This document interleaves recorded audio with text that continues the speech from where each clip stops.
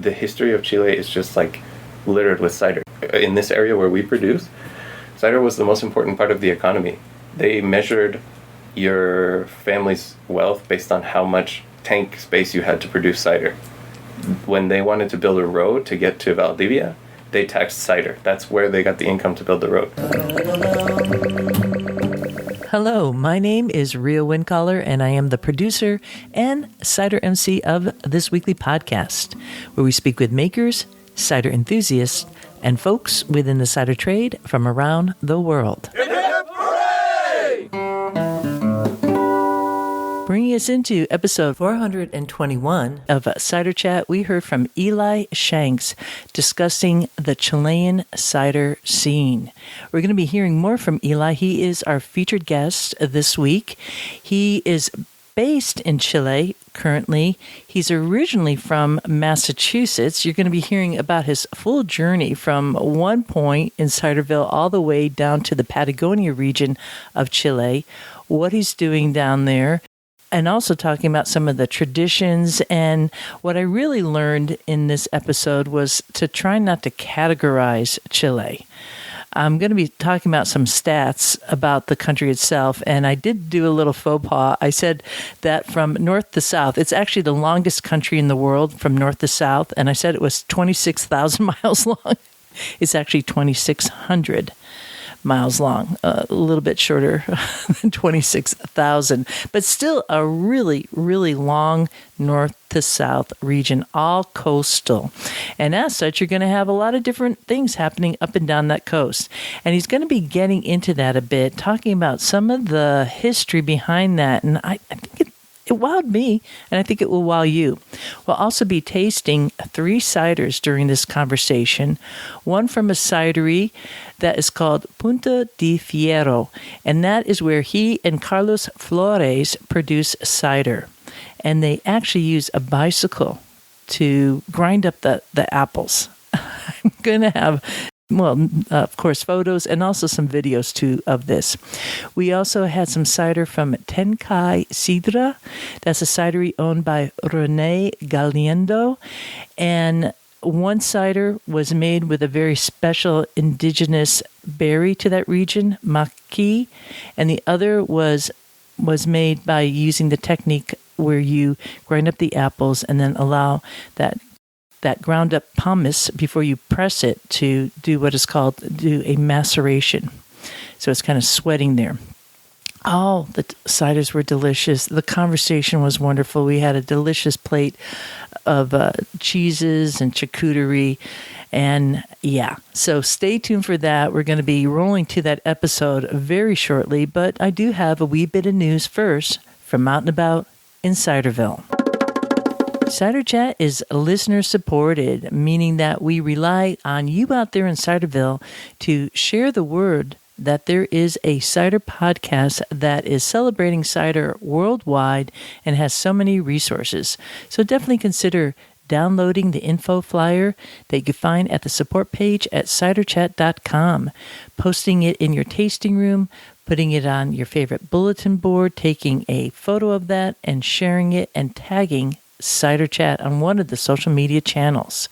Another great way to do that is, well, as my great uncle would say, no money, no funny, no whiskey, no beer. Yes, we talking about your wallet and supporting Cider Chat through donations. There is a donate button at ciderchat.com, or you can become a patron of Cider Chat by joining the Cider Chat Patreon page. There is a level for commercial makers. It's called the Cider Going Up campaign. And if you haven't been to ciderchat.com, you do want to check that particular webpage because we have a list of all the different folks in the industry who are part of the Cider Going Up campaign. Allow me to introduce you to them if you haven't heard of these amazing makers and folks who are spreading the word. First off, we have Ross-on-Wye Cider and Perry Company, which is based in Ross-on-Wye in the West Country of the UK. They have the Yew Tree Inn, and that is alone worth the visit. You also get to walk out into the orchards, and they have a number of events that take place year-round. Coming up this end of August, that first weekend of September, is the Ross Cider Fest, which is a music fest. There's delicious, delicious food and also cider from a number of makers. It is the event of the year in that region. It's absolutely fantastic, and we really, really thank them. You might want to listen to their episode. It's on number 194. It's called The Reason for Being, and that is with both Albert Johnson and his father, Mike. We also have a Duck Chicken Cider, which is based in South London. You can listen to their episode, which is number 205. It's called City Cider Makers, Duck Chicken. We also have a Spacetime Mead and Cider Works, who has been an avid supporter of Cider Chat, based in Dunmore, Pennsylvania. You can listen to that conversation with Dan, episode 288. We also have Insider Japan, Japan's first and only bilingual magazine covering the cider universe. Listen to Lee Reeve on episode 173, titled Amori to Nagano. We also have Esoterra Cider Works, which is based in Dolores, Colorado. That is in the Four Corners of the United States. And Taddy Bogle Cider Works in Acme, Pennsylvania. We did have Kurt Henry on the episode, number 290. And Bent Ladder Cider and Wine. That is an artisanal family-owned cidery and winery. It is based in Doylestown, Ohio. And we have had Bent Ladder on the episode too. Also, Press Then Press, which is an online cider shop based in Seattle, but offering you door-to-door service to get cider delivery. The American Cider Association is an organization of cider and perry producers in the United States. And Oliver's Cider and Perry, which is located in Oakpictured in England's West Country area, known as Herefordshire. And of course, if you haven't heard about Tom Oliver, well, welcome to the cider world. Yeah, Tom is very, very involved in cider with folks all over the map, and of course at his own cidery there in Oakpicture. And he has been on a number of episodes, so just Google Tom Oliver. And Locust Grove Cider and Brewery, which is based in Milton, New York. That's on the west side of the Hudson River. They are a multi-generational family that sources all their fruit from their own orchard. And they are the Kent family. They have both a brewery and a cidery on site with a tasting room. So check them out. You can find a list of all these makers. By supporting them, you support Cider Chat. So do become a patron today. Just Google Cider Chat and Patreon. That's spelled Patreon. Walk into the orchards. Up next is our featured conversation with Eli Shanks, making it a very good time to grab a glass and join this Cider Chat. Welcome to Cider Chat, Eli. Well, first of all, thank you so much for having me. I'm super excited and starstruck to be here talking to you on Cider Chat. So hello, everybody in Ciderville. Yeah, so I first got into cider through being into food. So for me, as a young adolescent, growing up in urban Massachusetts, between Boston and Brookline, I got really into food systems and where is our food coming from and the injustices within the food system. And actually, this might go back even further into my childhood when I used to go to the farm school summer camp in Athol, Massachusetts. I went every single year for summer camp with all my friends from Boston. So farming and agriculture has always been part of my life, even though I did grow up in the city. And then I found the Food Project, a not-for-profit organization that brings youth and adults from diverse backgrounds together to work on farms. And that was really great for me because I got to meet new people, learn new things, and also get to experience what it is to work all summer on a farm, really planting, seeing the stuff grow, harvesting. Mm-hmm. And I worked there in their youth program, but then when I finished the youth program, they hired me as staff to run the orchard that they were operating nearby in Concord, Mass. Mm-hmm. And so I was running the orchard, which meant what? I had to pick the fruit, I had to organize volunteers, had to get it to market, but all the fruit that didn't sell or that fell on the ground, one of the volunteers who came lent me her press. So she had a hand crank, hand screw little mobile press, mm-hmm. and she lent it to me. So I just started cranking out cider and just messing around. I was 17 years old, not old enough to buy alcohol, but old enough to find apples on the ground and make some alcohol. Totally. And so that's how I got started, a little bit earlier than maybe I should have. And from there, I stayed in farming. I had a tomato farm in Arizona with my cousin. And that was really also formative in terms of entrepreneurship and what it takes to start a business and build a brand and insert yourself in a market. And then I went to Cornell University, where there's also a lot of apple and cider going on. I was the manager of the student farm there, which is connected to the Cornell orchard. I didn't work directly in the apple research part of the orchard, but I did work like tangentially with the cider operation and the Cornell orchard. At Cornell, that's where I met my wife, who is Chilean. She was studying at Cornell on a Fulbright scholarship. One thing led to another, and we moved to Chile. We have a son now. He's 7. Oh, and lovely. We first moved to Valparaiso, Chile, which is in the central region close to Santiago, where I opened a cider bar and restaurant. I started making cider again. In high school, I learned furniture making from one of my favorite teachers, Mr. Gerner, if you're out there. And so I had a lot of woodworking experience and skills to be able to build all of the equipment that we were using. Because if there's one thing I have to say about doing business in Chile, a lot of things are unavailable, or if they're available, they're expensive and hard to fix. And so a lot of things like grinders, presses, you can maybe buy them. They're not optimized for apples, and they're hard to maintain. And so I built all of our equipment. And so that's when I started to focus on the types of wood in Chile and which ones would be optimal for cider. Wood for building the press. Yeah, so we built the press out of American oak, out of Chilean oak, and out of Chilean laurel wood. And then I also built a scratter out of Chilean laurel wood that ran with a bicycle. So we would bicycle that. I saw that. I saw that little video. We'll be sharing that. Incredible. Are you still bicycling to grind up the apples? So we still use that same scratter, but this year we put a motor on it. Last year, this cider that you're going to taste actually was bicycled, yes. Wow. A lot of ingenuity there, but also the heart and soul into it. So the wood, American oak, grows in Chile.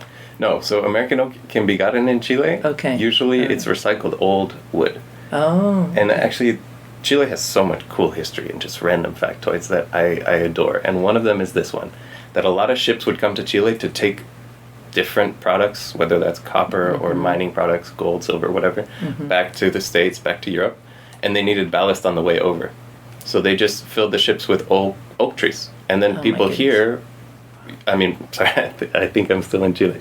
No, people in Chile would take that wood, and it's very different and has a lot of good qualities as compared to Chilean native species, so they would use it to build houses. It was sort of like a trash product that they just put in the boats at that time. Oh, that's amazing. Okay, so you have access to some American oak. And then the laurel. What does it look like there? Obviously, we know, like, bay leaf, you know? Bay leaf, yes. That is like a laurel, and it grows big, and it's an evergreen, and that's the wood that we use. It's green. Like, the wood itself is very beautiful. It's high contrast grain with, like, a sort of greenish and a very dark brown. Okay, beautiful. And it's probably one of the hardest native species in Chile. That's why I used it for the scratter head and for a few other things. For example, to build the box that goes at the bottom of the press to receive the juice. It's a neutral wood, and it's very hard. It has good properties for making cider stuff. And I mention it just because it was a long process to choose what wood to use. Yeah. Because I didn't know any of those woods. Yeah. I just arrived. I was like, "Where's the maple?" And they were like, "We don't have maple." Of course not. And I'm thinking, okay, if you are using recycled wood, then what kind of tools are you working with here? Because you're also like doing pedal power for your grinder. I do a lot of building besides my... I also am a welder. I learned how to do all this stuff to make cider equipment basically exclusively, but now I also do it on my house and things. Great. So I have a lot of tools. All kinds of tools. Okay, good. So you brought those down, and you could get them there, and people are very... This is part of this, is learning a little bit about Chile and what the scene is like there, because I think if you've never visited Latin America, or you've only been to Mexico, which is just like the top end, right? Latin America is all the way from there all the way down to the tip of Chile, right? Yeah. Alrighty, I got to hear about the cider bar. What was that? Were you importing cider, or? No, so we made all of the cider that we sold. Okay. We had the intention of starting to sell other brands in Chile right when it was really kicking off. The pandemic came. And so we had about 2 years of operation, like full operation, before we had to shut down. Valparaiso is a different place than it was. I'm not sure I would open that restaurant again there now. Just the economy, the tourism landscape has changed a lot. So after that, I started working in other things. It was really sad for me to lose my restaurant, but it did give me the opportunity to take my equipment down to Patagonia and start making this cider. So after I closed my restaurant, Carlos, my current business partner in this Punta de Fierro, I was talking to a friend of his about how he had this heritage orchard, a 130-year-old orchard full of apples, different species. He didn't recognize them. He didn't know what they were.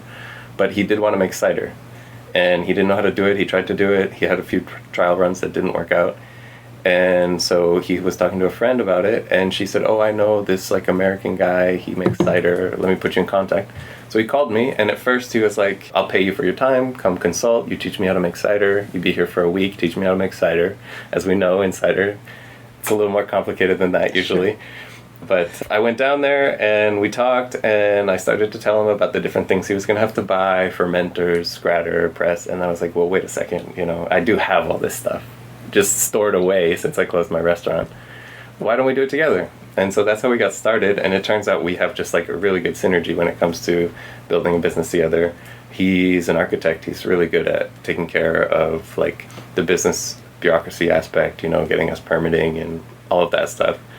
And on my end, I take care of making sure that we're, producing the highest possible quality cider, because that's the other thing, is when I did my cidery in Valparaiso, just like you mentioned, it's hard to know all of Latin America. Yes. It's hard to know all of Chile. Like, sure. Even just being in Valparaiso, I didn't realize at that point, having just come, I barely spoke Spanish, how much cider and cider apples were in Chile. The history of Chile is just like littered with cider. It was in the south, in this area where we produce, cider was the most important part of the economy. They measured your family's wealth based on how much tank space you had to produce cider.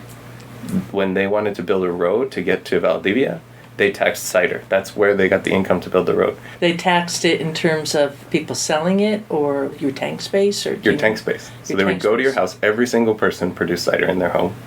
And they would go to your house and they would measure your tank space, and they would tax your home based on how much tank space you had, because it was considered basically the most important product of the region. It's completely filled with heritage apples, most of which don't have names, some of which, or many of which, might be genetically unique.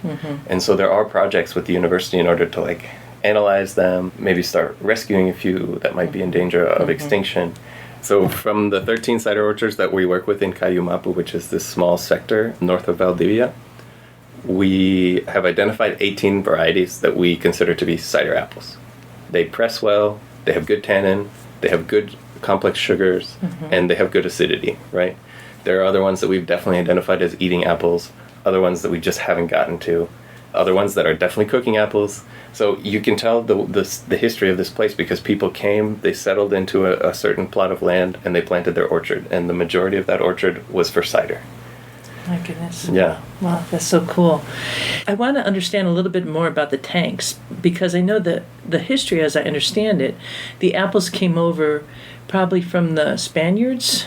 Is that true, or do we know? Let's talk about it. All right, let's talk about it. Let's go into it. A lot of cider apples probably came with the Spanish, but in our region in particular, there is history that suggests that the apples in our orchards came from Danish origins or Dutch origins. Dutch, yeah. People that who came, sense.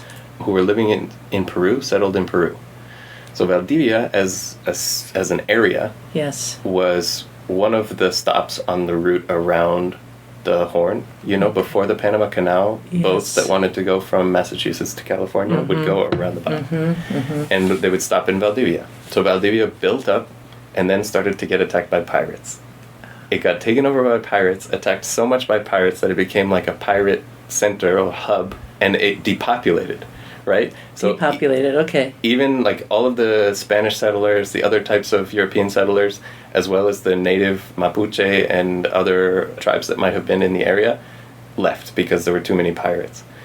After the swashbuckling ended, it repopulated with different populations of native Chileans, different populations of Europeans, and in particular this group of Dutch immigrants from Peru who came with their cider apples. So that is one of the theories, especially in the area where I am, of how those 130-year-old orchards in that time period were planted.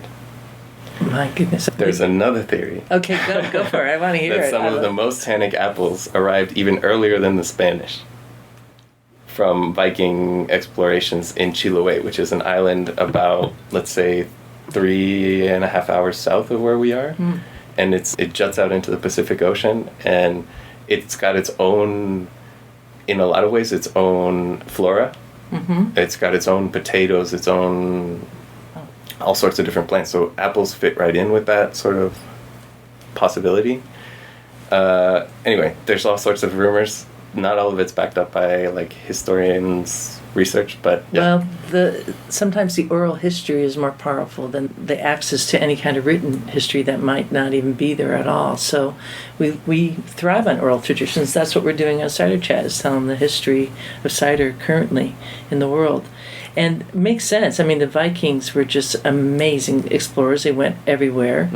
And I'm sure that the Danes listening and the Dutch listening right now are just like smiling super wide, you know, because their cider community is growing now too. But that apple still rolled out of those mountains of the Tian Shan mountains of China and, you know, Kazakhstan. But were there indigenous like crab apples at all, do you know? Are there crab apples? There are crab apples. Okay. There are wild-seeded apples of all different shapes and sizes. Yeah. It's hard to know. I bet somebody knows. I don't know. Yeah. I don't know if there are like native crab apples. Yeah. The way there are here. Yeah. Maybe people are traveling up and down, you know, all the way to North America from South America. They got there somehow. Yeah, they sure did. And, you know, apples float too, so. Yeah. Anything's possible in the history of the world. I love it. So you have these unique varieties that now have probably morphed over the years, kind of like honing in. And people are making cider. Is the history there traditionally making cider with a lot of sugar, or was it natural fermentation? Do you know anything about that? So I compare the most traditional type of cider that they have, which is called chicha. Yeah. Chicha is a word that is used sort of to mean like country wine. And so they use it for chicha de uva would be grape chicha. Chicha de manzana would be apple chicha. And it's similar in many ways to like what we would think of as scrumpy, you know, in England. It's just sort of like a farmhouse product that sometimes ends up being more vinegar, sometimes ends up contaminated, sometimes ends up really amazing. It's usually very strong, but the process looks like basically you press this stuff and then you bottle it. And it starts to ferment. The bottles, you know, get their gas from the fermentation. Sometimes it lasts a whole year before it's drunk, and so it really matures. And sometimes it's drunk when it's still basically juice. And everybody has their recipe. I mean, there's some people who put more ingredients, some people who don't. There's one thing called chicha tapada, where they put raisins in order to get a little bit of sugar, more New yeast. England style. Yeah. And so there's a lot of different variations, and it's really fascinating, and some of them are really good. That's the thing. I think when people talk about chicha in Chile especially, it's sort of like they throw it as something that's not of good quality. They sell it for, you know, $1 a liter on the side of the road sometimes. In little plastic jugs, right? Yeah, okay. But sometimes you meet chicha makers who take it very seriously and they still call their product chicha, just like their grandfather did, but in reality they're making something that I would consider world-class cider. That is so interesting, because it's a little bit what we see here in the U.S., where people have been making cider all along, whether it was legal or not. And you had the grandfather who made it really well, the grandmother, and some who didn't. The same kind of thing. I think the story keeps on getting retold depending on where you are based in the world. Exactly. I mean, it's a 500-year history in this country of people interacting with this fruit, you know, and making it theirs. Yeah. And there's lots of similarities, lots of differences. Yeah. One time I found one of the best chichas I've ever had was in this house that you had to get to at low tide because you had to drive across the beach.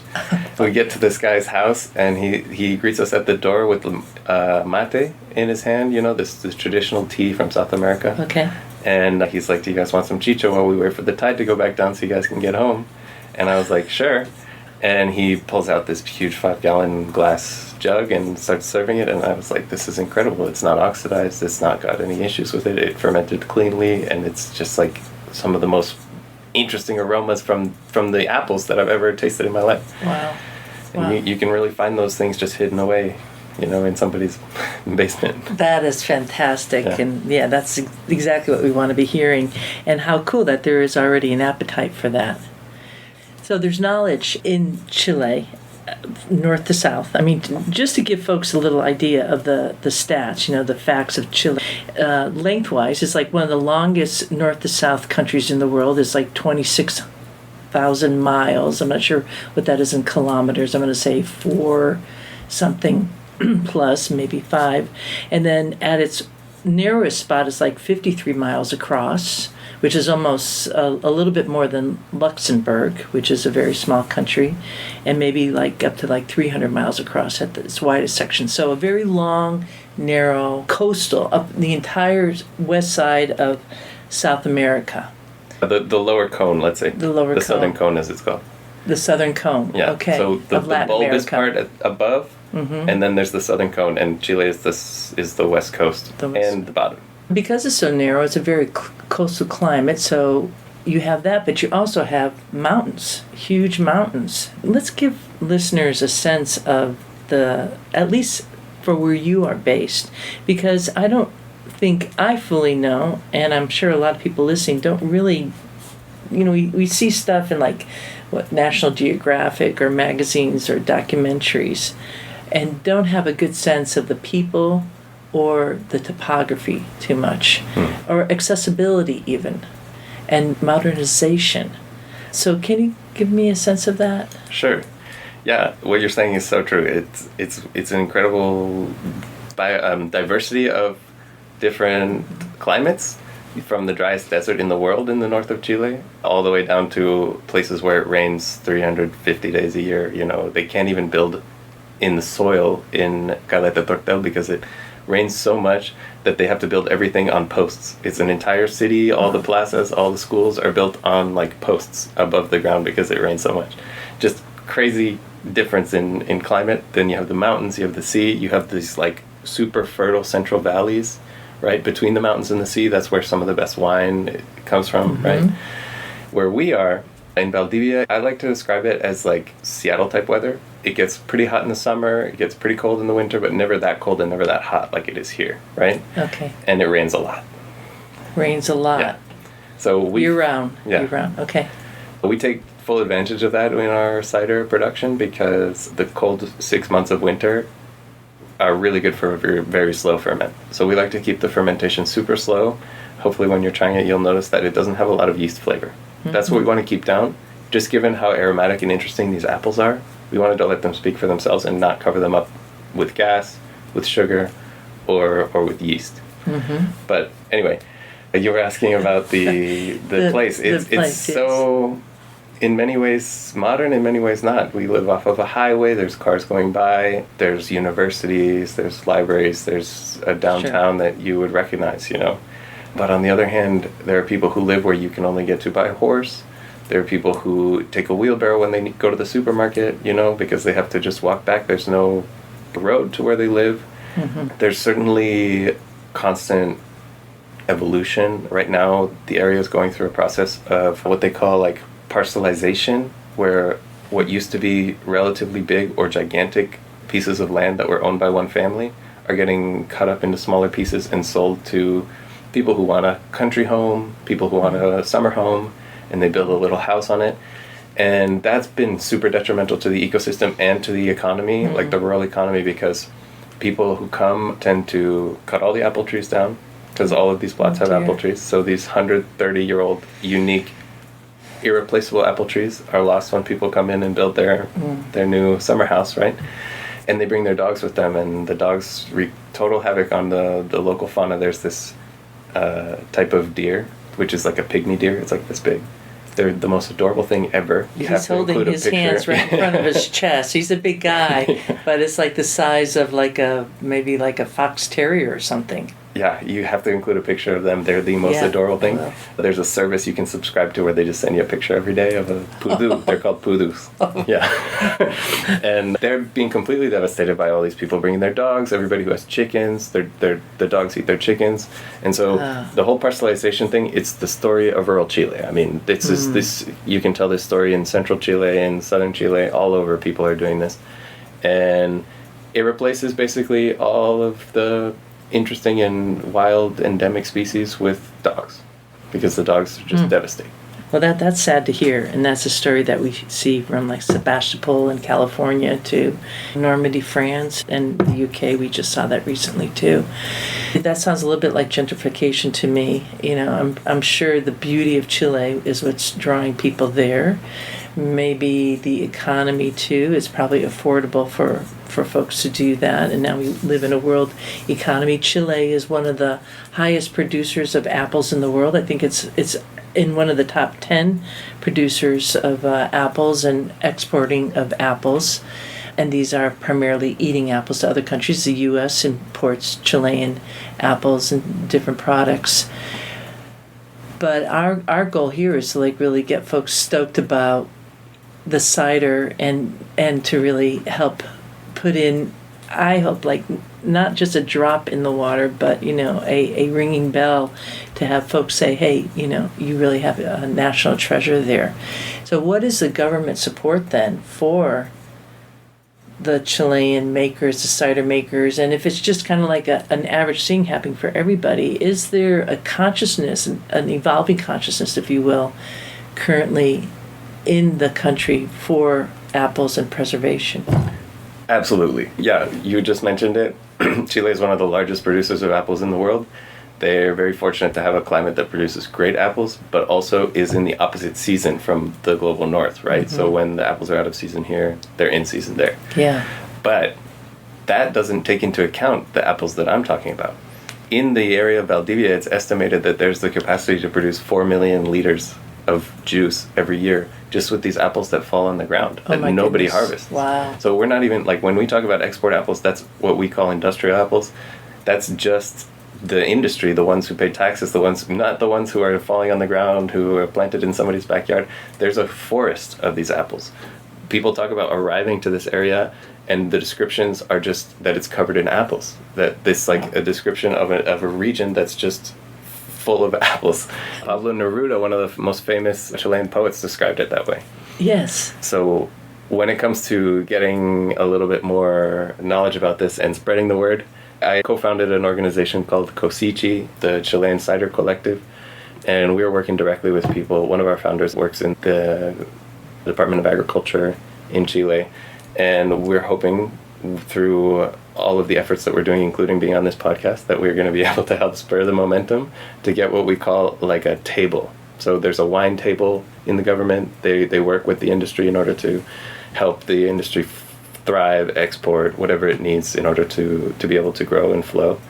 And there's a table for quinoa, there's a table for all kinds of things. Mm-hmm. There isn't one for cider and apples, and we hope to get that going in terms of having government support. Most important of all, we need people to understand how much of a gem this is, how much of like a unique, untapped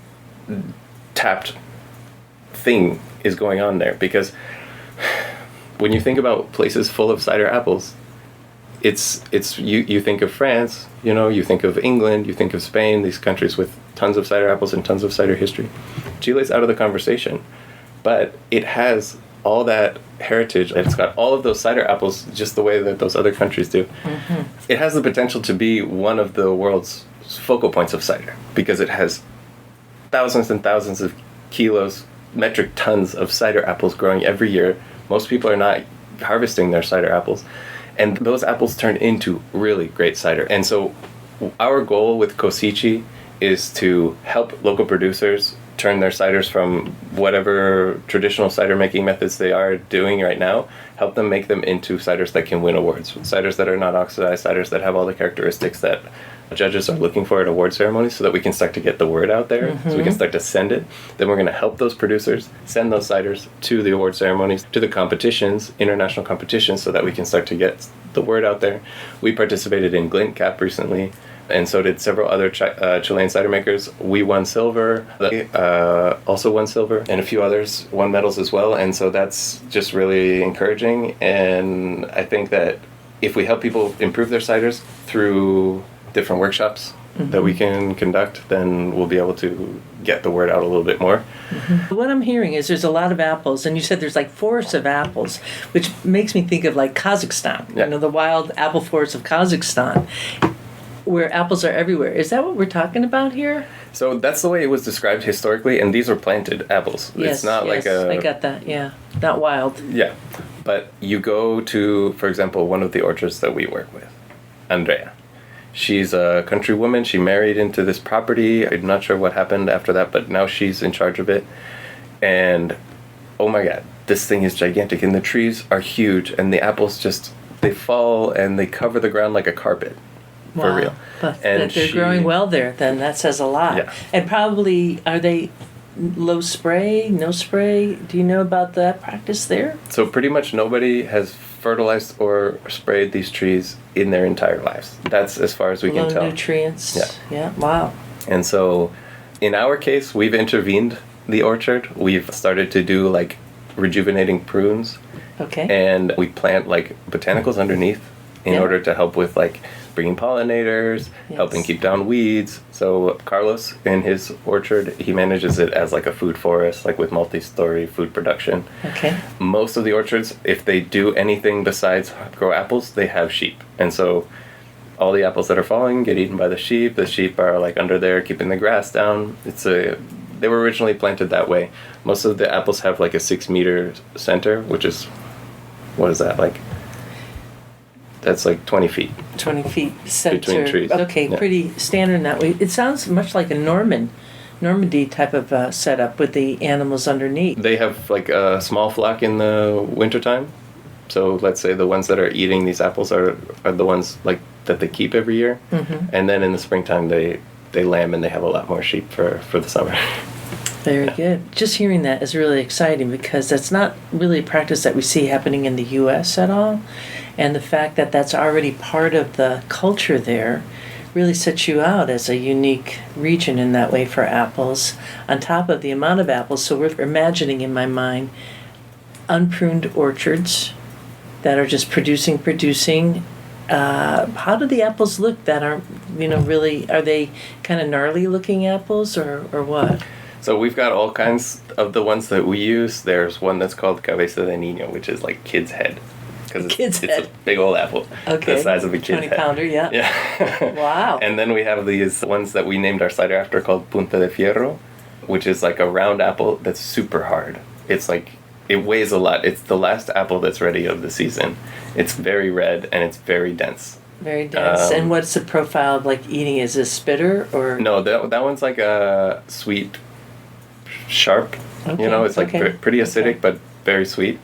It presses amazing. You get these like biscuit crackers out of the press. They come out completely dry. Yeah, wow. Then we have other ones that don't have names, that have stripes and they're gnarly and they've got lots of calcium spots on them and all kinds of different things that come out of the orchards. But some of the most interesting apples are really not talked about in the community. There's some that are like white and tannic, and they just have so much tannin in them that people go, oh, that makes bad cider. And I go, no, give me those. Yeah. Don't worry, I'll take care of them for you. Well, I want that kind of cider. Yeah. So that tells me that what is it called, the chicha? Yeah. That is typically a little bit more sweet on for the general population. They like it as a sweet drink. I know you said it kind of went the whole 9 yards. It does. I shouldn't generalize. I'm not going to generalize. No, you can't. Okay, I will not. Yeah. Every type of chicha. I mean, most people who are drinking chicha, they're trying to drink it in that period where it's still fermenting, where it still has some residual sugar. Yes. Most people. Yes, that's and it kind of comes out this time of year, or no, at the end of this year. I'm trying to remember what Tanya from Ciudad de Santiago, she wrote to me about it and said that it was around in the fall for a holiday.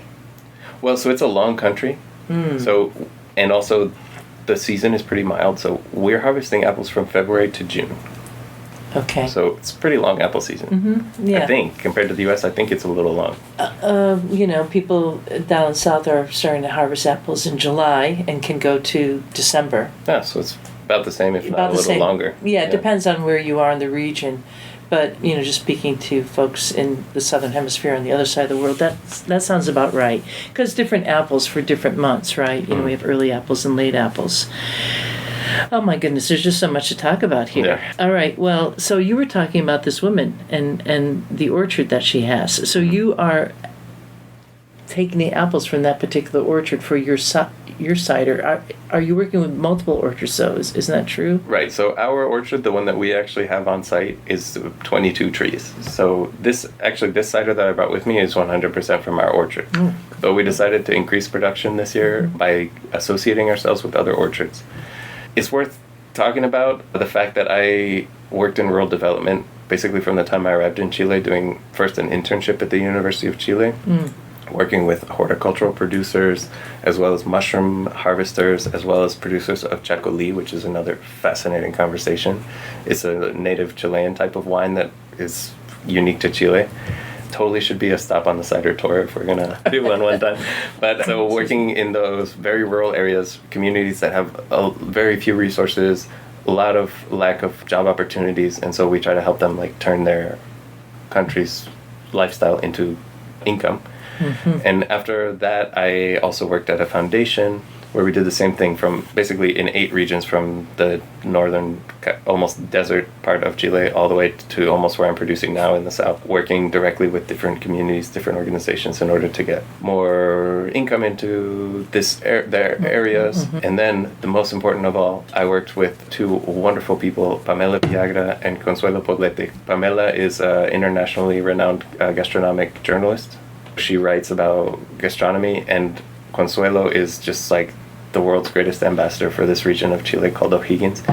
And she's an amazing cook, and she just loves food and loves the rural areas and lifestyle. And together we worked on a project in order to build a tourism, rural gastronomic tourism initiative, yeah. And with the government, this was funded by the Ministry of Agriculture. And so that actually ended up in the New York Times top 52 places to go in 2024, and we're very proud of that. But these people are amazing, and that should also be part of the tour and the the eventual. And I saw that we'll have a link in the show notes to that article, and that is one thing that I consider when I think about Chile. I just think about the food, and how I don't know why, but I just know that it's freaking fantastic. Probably, from a roadside stand to a Michelin star restaurant, and there's a lot of Michelin star restaurants in Chile, right? Because and maybe the wine world kind of led that in, but the cider world is the best neighbor next door, hanging out, and the different kind of fun crowd. So in that way, I see that there must be a lot of integration between the cider and the apples in cooking. Is that what you're seeing? Is that a little bit about what they were working on too? So historically, yes. Historically, cider and apples were part of gastronomy and the way that people thought of their. Now I would say that it's something that we're trying to reinstall. You can tell with the presentation of my product, I chose a wine bottle, I chose to use a cork. I want to associate cider with wine in that way because Chile has such a strong association with wine in their, traditions, in their restaurants. Even though cider probably has the same history in terms of length, in terms of importance in the foundation of Chile, wine took over prominence, especially in the 40s and 50s. Yes. And so that's a relatively recent, let's say, spike in importance. Yeah. But it takes over to the point where wine is associated with Chile. It's part of their national identity. So we want to associate cider with wine because at the end of the day, cider is wine. Cider is a fruit juice that's fermented, just like wine. And it can be made like wine. It can be made like other things too. But we want to show people that it can be a gastronomic product. It can be something that's for pairing, that's for restaurants, that's for high, fine dining. And so that's what we went for with our product, with our design, with our presentation, and most importantly, the way that we make it. We make it completely dry. It's not sparkling. I imagine there are many sparkling ciders in there. Are you making any sparkling ciders? We have, right now, no. Okay. And we'll have a photo of this and get, Eli opening it too. So I'm looking at a 750 ml bottle. It's clear. It has a cork in it and it has a little bit of wax on the top, probably a little beeswax. That's beeswax from our orchard. Beautiful. And the label, and I have a little video of you putting the labels on, all hand applied. A beautiful blue label with a silver writing on it, and on the top it says product, and it says Sidra, spelled the same way, pronounced the same way as you would in Asturias or the Basque region of Spain. It says fine cider, the name of the cidery, and I'm going to learn how to pronounce it, Punta de Fierro. Yeah, that was great. Okay, from Patagonia, Chile, with an exclamation point. And the year is 2022. Was that is every year a good year of growing apples, or does it go on and off? No, actually, there's good years for production and bad years for production in terms of quantity. Okay. 2022 was a super low year in terms of quantity. Okay. For us anyway. But yeah, that was a good year in terms of the cider. I think it came out great. Well, I have no doubt. I could feel its energy popping out of here. The bottle, it says 61. Is that how many bottles that was produced? No, so there were 771 bottles, and so we numbered each one. Okay, so this is bottle 61 out of 771. And on the back it says, when Carlos, a Chilean edible forest architect, and Eli, an American master cider maker, first met in a remote parcel of Patagonia, they realized there was something there that they needed to share with the world. Oh my God. This kind of brings tears to my eyes, because I could see the passion on your face, Eli. I could sense it. I think anyone listening out there in Ciderville can feel it, that you are really showcasing a tradition, a heritage, a country, not in waiting because it's already happening, but just saying, hello, like, world, we're here, we're ready to be discovered, come down, meet us, and experience this beautiful landscape, the amazing people, and the product, pair it, taste it. No, check it out. It's true. In so many ways, it's so hard for me to talk about myself and my product, because I feel like there's so many other people who've done this for so much longer, and they deserve so much more credit. They're the ones who kept these apples alive for centuries, and here I am showing up 7 years ago in the country, and I've got my own ideas about cider, but I do feel like it's important, as somebody who speaks English, who can talk to people outside of the country, can tell the story in a broader way, to be faithful to them and to be showing what they have done and what they've contributed to the world, and hoping that other people will recognize that as such a big contribution that they can support, I think this might be a good juncture to taste it. Perfect. All right, I'm going to try a little bit of this now and kind of meditate over your cider here. I'm just so excited. First of all, it's absolutely delicious. Thank you. Refreshing. It's hazy, but it tastes clean. The ABV is on this 7. Deceptive, especially on a hot day. Very quaffable. From 2022, so we're looking 2 years old. Getting a bit of tannin, nice acid balance. A beautiful cider. Well done. Thank you.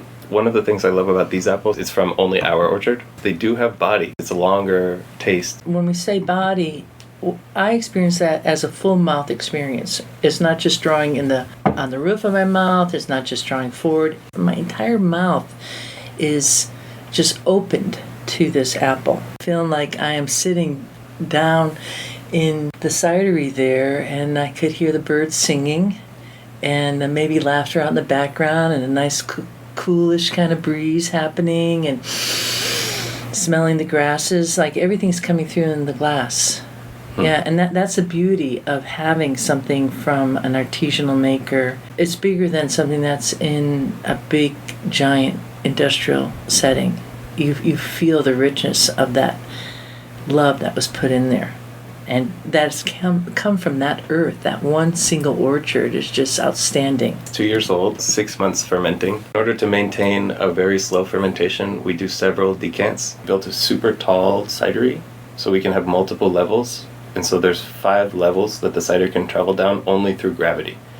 And we don't pump the cider in order to avoid, losing all of that aroma that it has. All of that's done in stainless steel 208-liter tanks. Each of these orchards that we're working with was originally a recipe that were chosen in order to create the recipe of the orchard. And so in order to just experiment with that history, we've decided to keep each orchard separate. And so every pressing of every orchard in the different parts of the season is kept separate. So we're going to be able to recreate in some way the recipe that was planted there in the beginning. So you have very good record keeping then, Yes, we have an Excel sheet that is absolutely ridiculous. Okay. Yeah. Well, that's where it all starts. Why not? Yeah. Yeah. And is that typical for cider makers down in Chile to be so exact? No, nothing is typical. Okay, all right, nothing typical. I got it. Okay, take that out of my People like Rene, who I would love to talk about, he is like a mad scientist. He wants to do everything. And he's so passionate about different types of cider. He's from Mapuche community. He's like part of the native tribe from there. Yeah. And his father makes chicha, his grandfather made chicha, who knows how far back they made chicha, and he's from this area where everybody makes it. And he's continuing on that tradition, you know. A lot of young people, he's 28 years old, a lot of young people from his area have gone to the city, they're working in a bank, they're working in something else. He's committed himself not only to the countryside, but to cider. And he knows all about cider. He loves it, he lives it, he breathes it. So before we go to his ciders, I'm kind of curious. I want to try this with a little bit of cheese. Let's do it. First go with the soft cheese. I'm kind of curious of that, just a little nibble, and just see what we like with it best and see if it works. Maybe a little overpowering. I'm going to try the other cheese, the little Willoughby Jasper Hill up in Vermont. I kind of like that. Yep, that's a great one. That really pulled it in. And then I'm going to try just good old Cabot cheese, which is a B Corp, and Vermont. See how cheddar goes. It's okay, but the Willoughby, I think, was like... That's like an example of the sum being greater than the parts, you know. It's like, wow. Yeah. I had a lot of high hopes for this because it looked very fatty, which is usually good with this cider. But the smoke somehow... Yeah. But this one is just perfect. That's perfect. That's absolutely perfect. Shall we go on to the next cider here? Yeah. This is Sidra Tencay, Rene Galindo's cider with maqui, which is a native Chilean berry. It's like a very dark berry that stains everything. And when it comes in and the birds are all eating it, they're staining everything too. It's a really beautiful color that it gives, and it has sort of like a tart flavor. Definitely one of those fruits that are completely wild. They've never been improved by a human, so it's full of seeds, you know. But it's a really good little fruit, and he puts it in a co-ferment with this cider. Very cool. All right. Whoa, yeah. Almost like a raspberry color. Sparkling. All right. Well, salute. Salute. To Rene, to his cidery. That fruit is popping in the glass. Oh, yeah. A unique berry in this region. How cool is that, yeah. Right? Really pronounced berry. And it is almost like a cherry. It's balanced, you know. He'll make runs of 30 bottles, 50 bottles, just because he wants to try it. A little bit of residual sweetness, and it's really because it's a dry cider, and it's a fruit that has that sweetness there. It's not sugar. Lovely. And what is the ABV on this? 7.3. I have that little at the end, so we have that drawing, the astringency is really perfectly balanced with the acidity. That we serve this one cold, and my cider at room temperature, and as I warm this up, it changes. Yeah, I'm sure. It's evolving a little bit, and it's a little bit less cherry. What does that fruit look like? It's about 1/4 of an inch in diameter, and it's black. Oh, tiny little, Yeah. like a blueberry. Much smaller than a blueberry. Yeah. And how do they pick it? This isn't like a commercial fruit, really. Right. People don't usually pick them like to sell on a large scale. I mean, that's hard to pick, smaller than a blueberry. You go through and you pick them, and you it just takes draw it forever. down. A nice label too. It's artwork. So Rene studied design, and he does art just in general, and so he does all his own labels, all of the It's logos. like geometric artwork. So let's talk about this one here. What do we have? So this is a cider that he did here, and he did a 24-hour oxidative maceration. So what that means is that he ground up the apples, but he didn't press them right away. He waited about 24 hours and then pressed them the next day. What that does is a lot of different things, but it helps break down certain components of the pectins and other things in the apple. And Rene's he experiments with everything. If it's possible to try, he's going to try it. Another little fizz there. So this is straight up apples. Yeah. Salute. Salute. This is not a flabby cider at all. There's a lot of complexity here. I like it, like almost like an anise or something, and I'm wondering if it's what I've had here. No, it's definitely in there. Mm-hmm. Spicy. It's a little less acidic than the other two we've. Oh, yeah. But it has body without being dry. I mean, without being sweet, it's completely dry. Yeah, all these ciders have a lot of body, and they're all very dry. There's no sugar added. You said it already, the way this was made. Scratted or ground up one day and then pressed the next day. Mm-hmm. Yeah, so it really had time for those juices to squeeze out, maybe a little bit of heat there. And so if you left an apple out on the counter, it's kind of like beating, like sweating on the top. That's what you're getting here. Yeah, and what's cool about doing that is that when you have oxidation pre-ferment, all of that oxygen is going to be consumed by the fermentation anyway. So it's not like you get an oxidated final product. You do get certain processes and enzymes and things that require oxygen in the apple to act, because once you press, you have a liquid, and that liquid has a reduced or limited amount of oxygen in it from that point on. But when you grind up the apple, you expose all of the surface area of the apple to the air, and if you extend that period of time, then it's got a lot of oxygen incorporation before the fermentation. Yeah. It requires a lot of space is the problem. You need somewhere to hold all of that ground up apple. Normally you're putting stuff through your press, so you don't have a bunch of ground up apple at any one point. Yeah. Luckily, in the south of Chile, there's all kinds of old wooden barrels, and for example, when we did it, there's a huge canoe. Oh my gosh! That we just put under the scratter. A wooden canoe. A wooden canoe. Whoa! Yeah, they don't know how old it is. Wow. I went to the house. He was like, "I don't know. My grandfather had it. I don't know who made it. How old it is." So we put it under the press, and we collected all the apple in there, and just left it overnight. We didn't do the full 24 hours, but just to check it out, see how it works out. Yeah. There are some wiggy things that people do when they're making cider, but I have yet to hear somebody dropping it all into a wooden canoe. But why not? Why not? I mean, wow, that's wood. Yeah, people always think wooden cutting boards are not clean, so they want to get plastic. But the microorganisms in the wood are so much more powerful and cleaner than any plastic cutting board. I feel like now all of my friends are getting rid of their plastic cutting boards and going to wood because there's no microplastics in it, Yeah, I know. That would be a good thing. Well, this is delicious, and that maceration really brings out that richness, that depth of the apple that you don't get otherwise. And really, that's what we're tasting here. What do you think that folks listening out there in Ciderville would be surprised to learn about Chile? I would say that Chile, it's really like a hub, more than a place where cider reached by an accident of history, to the far corners, like other places.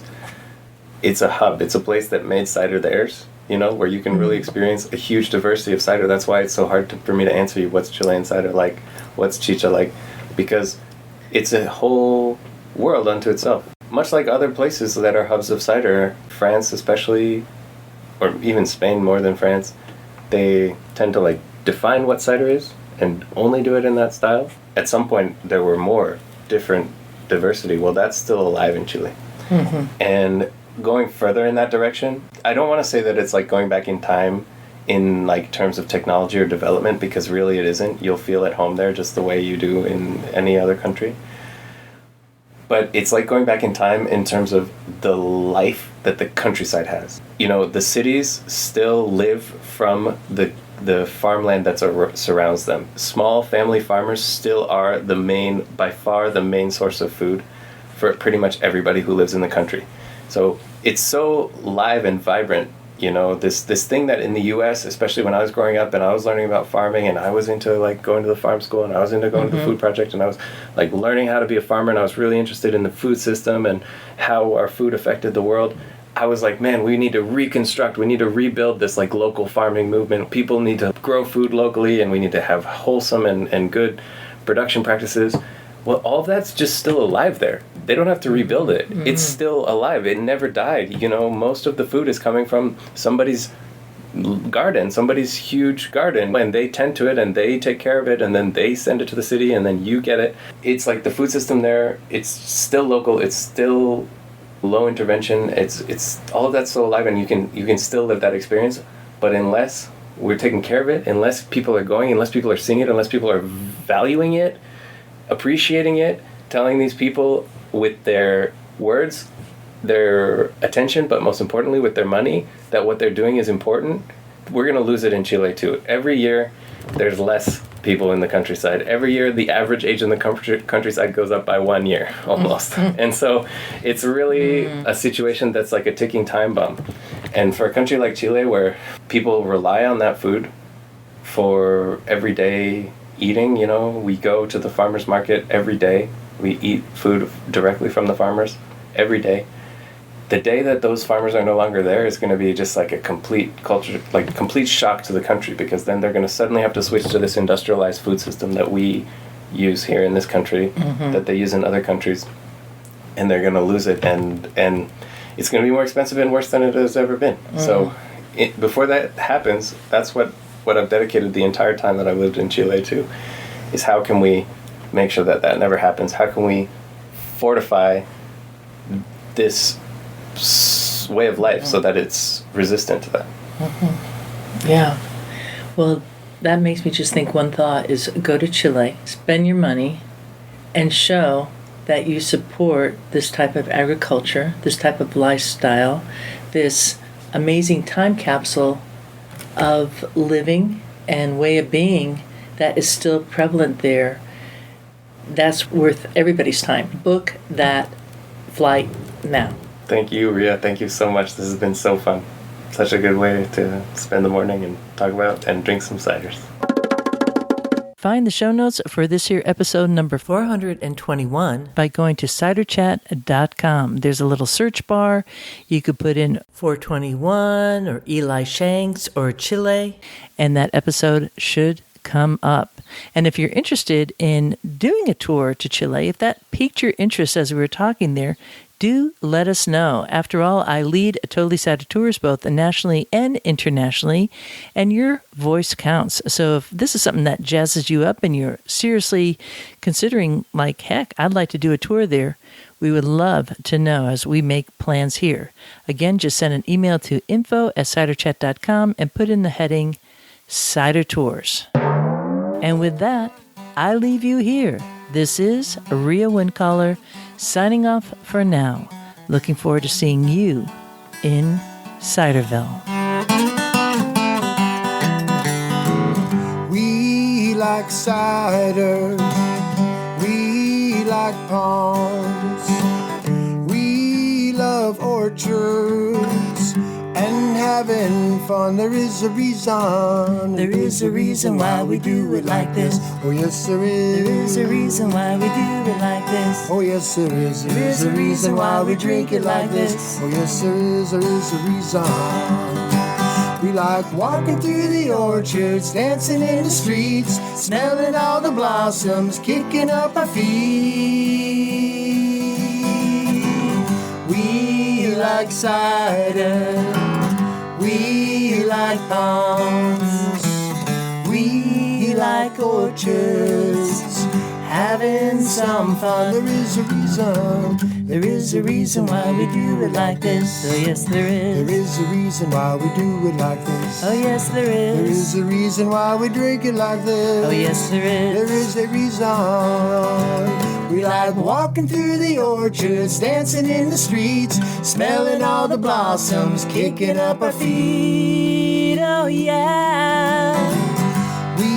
We like cider. Oh yes we do. We like palms. Oh yes we do. We love orchards, having some fun. There is a reason. There is a reason why we do it like this. Ba-da-da-dum. There's a reason why we do it like this. Ba-da-da-dum. There is a reason why we drink it like this. Ba-da-da-dum. Ba-da-da-dum. We like walking down the orchards, dancing in the streets, smelling all the blossoms, kicking up our feet. Oh yeah. We like cider. Ba-da-da-dum. We like palms. Oh yes we do. We like orchards, having some fun.